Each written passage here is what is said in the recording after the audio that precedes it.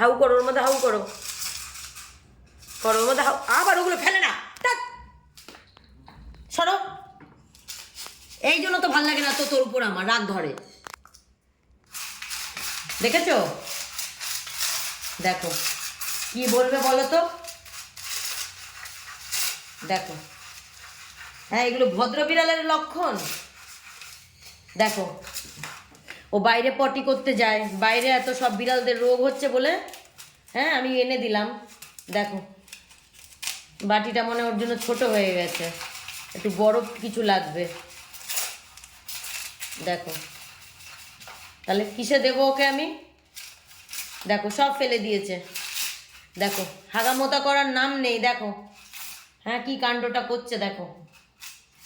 যতই যাই করিস তোকে ওয়াশরুমে পটি করতে হবে, বাইরে তোকে যেতে দেবো না। হ্যাঁ ফেলো বালি, ফেলো ফেলো, যা খুশি করো। দেখো দেখো এত কীর্তি করে তারপর নাকি ওর ওর মধ্যে হিসু পটি করতে বসতে হয়, এত কীর্তি করে। দেখো কি করলো, দেখো। বাগানে যায় পটি করতে, হ্যাঁ ও ডাকাডাকি করলে দরজা খুলে দিই, তারপর বাইরে যায় পটি করতে। কিন্তু এখন এই যে বাইরে এত বিড়ালের রোগ হচ্ছে, ওয়াশরুমে দিচ্ছি, ওয়াশরুমে উনি পটি করবে না, তো এখন এই যে বালি এনে দিলাম। দেখো কি করছে, কি করলো তার মানে বুঝতে পারলে?